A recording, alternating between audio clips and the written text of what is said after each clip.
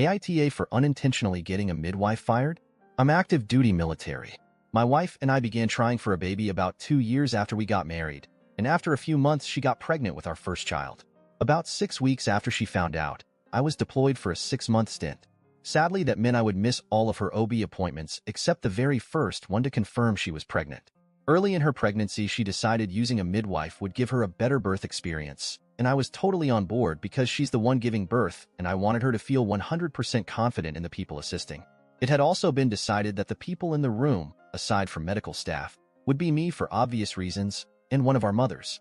My mom lives about an hour by car from the base I'm stationed at, while her mom lives a 4-hour plane ride away. Ideally, her mom would be able to get there in time, but she loves my mom too and was okay with her being there if labor went fast and her mom couldn't make it in time. Fast forward to me getting back from the deployment and her being really close to giving birth. Like due in a week close. She was supposed to have an OB appointment that I would be able to go to, but ended up going into labor very early on the morning of the appointment. We go to the civilian hospital and they confirm she's in active labor. I called her mom, who immediately booked a flight that would have gotten her here at about noon. Then my mom, who came to the hospital a few hours later. A while later, the midwife comes in to see my wife and was rude from the start. My wife told her I was back from deployment and she calmed down a little, but was still clearly not happy I was in the room. Especially once I started cracking jokes to try to distract my wife from the pain of the contractions. Then the midwife glared at me and told me to take this seriously and have respect for my wife while she's in pain. I thought her hostility was weird, but was more focused on my wife and doing all I could to support her.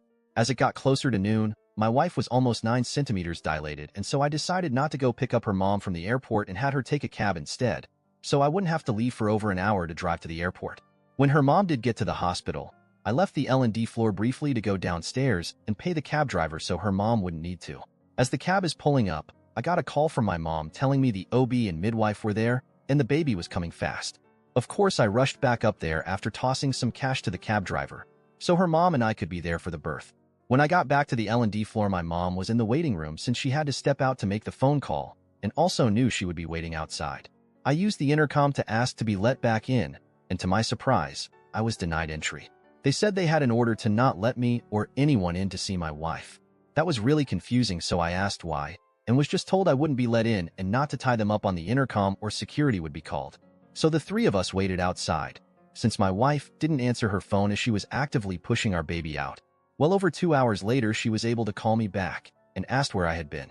I told her the hospital staff wouldn't let me in, but I had been in the waiting room trying to get answers for almost 2.5 hours. Long story short, it was the midwife who told the desk staff that I wasn't to be let back in. She lied and said my wife had reported I was abusive and she didn't want me there. So not only did my poor wife have to give birth alone and without me or her mom there for support, I missed the birth of my daughter.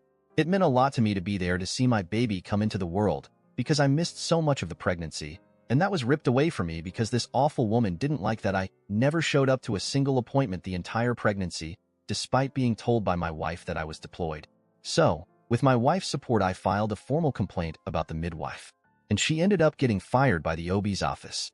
My wife is naturally on my side, but some of our friends have said I was wrong to make such a big deal out of it and taking away the woman's livelihood. Was I the age for reporting her, which caused her to lose her job?